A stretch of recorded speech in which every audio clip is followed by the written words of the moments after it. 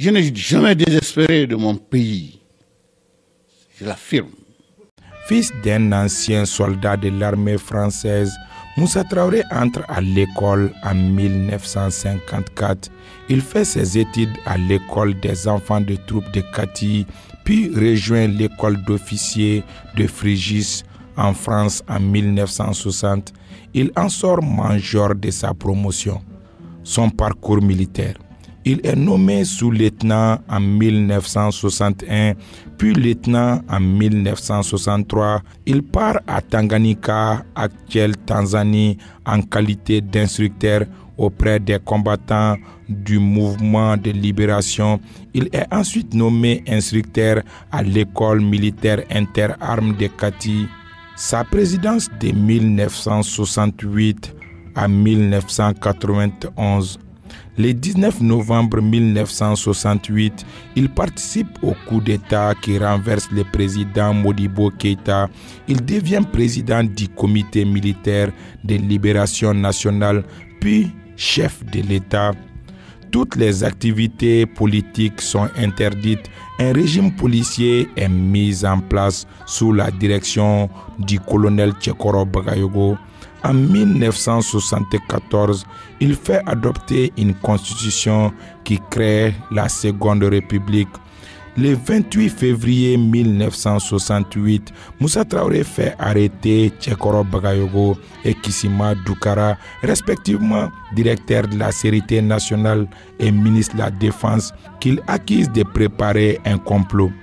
Il propose d'aller vers une ouverture politique, ce qui lui permet d'acquérir le soutien de certains intellectuels comme Alpha Oumar Konaré, qui acceptera le poste de ministre des Arts de la Culture pendant quelques années.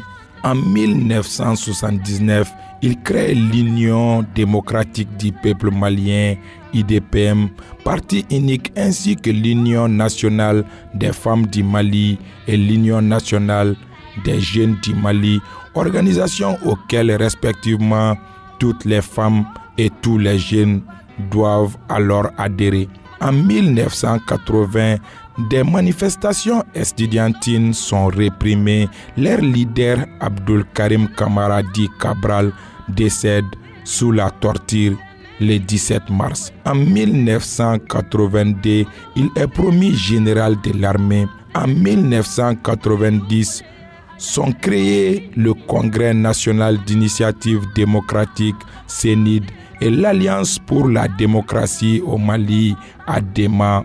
Ces deux associations vont avec l'Association des élèves et étudiants du Mali, AEM, et l'Association malienne des droits de l'homme, AMDH, combattre le régime Moussa Traoré et exiger le multipartisme. Le coup d'État de 1991.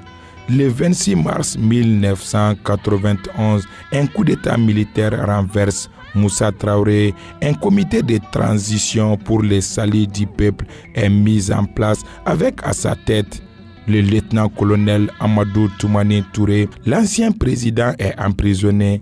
Il sera en 1993 condamné à mort. Cependant, le président Alpha Oumar Konaré commis sa peine en prison de vie. Puis, en mai 2002, le gracie dort en paix, Monsieur le Président.